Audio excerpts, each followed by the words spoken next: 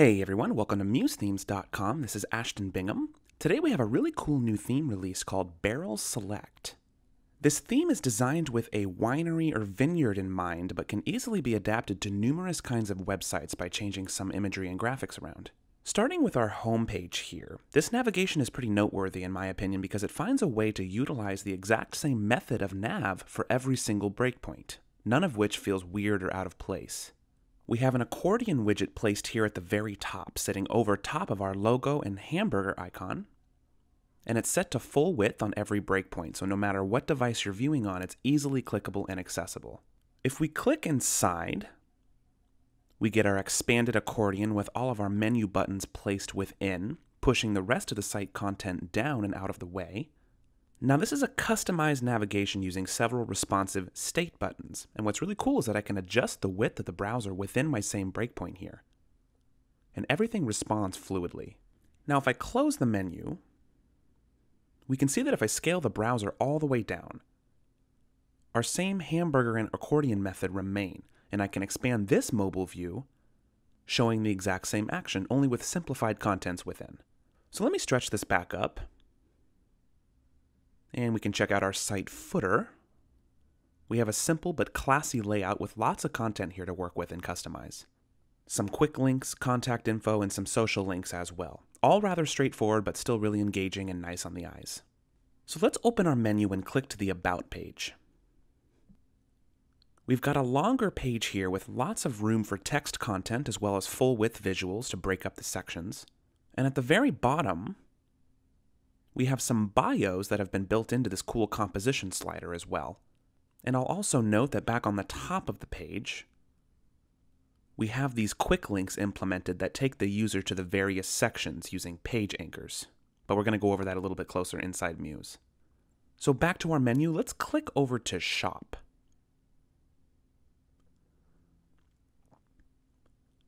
The site has a very adaptable but easy to use e-commerce layout already built in using our custom PayPal buttons widget.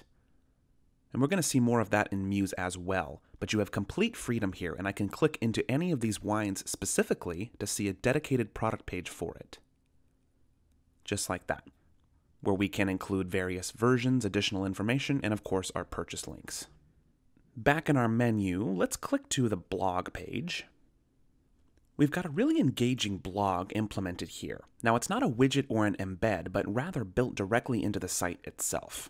We've got some sample layouts here, and even a separate full page for the posts themselves if I click into any one of these. And there we go.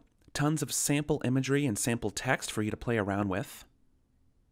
And at the very bottom, we've implemented our Discuss widget for users to log in and comment on your posts. Now, there's a few other simple pages on the site, like a newsletter page and stuff, but I'm just going to dive right into Muse so we can get the full scope of this theme and explore the finer points. So here we are with our Barrel Select theme. Nothing too overwhelming here. I think this is a great starting theme for anyone from really experienced Muse users all the way down to those who may just be starting. Now I'm going to dive into our master page first so we can get a feel for this navigation that's applied throughout the whole site. Now, as I said, we're working with a standard accordion widget that you can find native in Muse, and it's set up as full width here on the very top of the page. And it's just this rectangle element that we can see here if I select it and move it around. The logo and hamburger icon are actually just sitting underneath it. But let me go ahead and undo that. Now, if I click once to select the accordion, and then click again, that'll expand it for us to see and edit what's inside. If I hover my mouse over all this, we can see that my tooltip by my cursor says that this is called the content area. So I need to click again to select the content area, and I can then click additionally to select the individual elements within here. We can see all of these buttons are just simple state buttons given a responsive width behavior, and all laid out nicely and evenly to give us that constant browser responsiveness and full width appearance at all times. Now I'll go ahead and close this. But I'll also note that you can expand the little settings panel attached to this accordion by clicking this small blue icon. And within, we can see the option for overlap items below is not selected.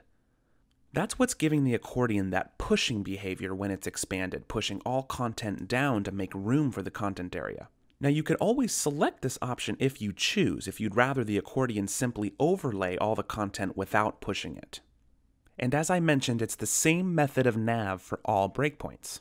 I can click down to our 320 breakpoint, and same thing. I can click to expand the accordion, and we can see our much more simplified version of what we already saw. So just make sure that when you're making changes to the state buttons and other content within the accordion, that you take time to adjust all breakpoints, since they all have a little bit of variety on the way that they're laid out. Specifically with this theme, there are 3 separate accordions spanning our 5 breakpoints. There's one on the bottom 2 breakpoints, 320 and 550.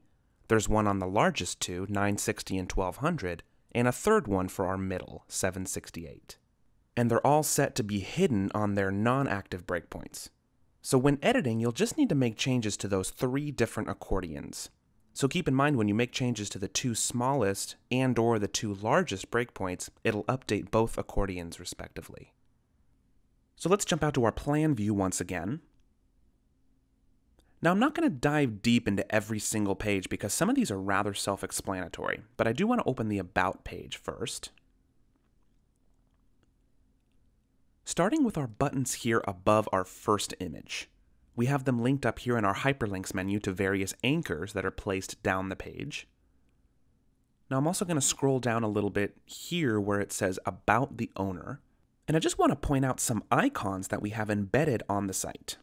This person icon here is actually embedded from FontAwesome.com, and you can visit their site for tons of icons to embed.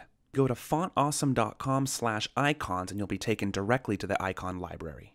Simply right-click on this icon and then select Edit HTML to replace the code with anything else. Let's jump to the Shop page.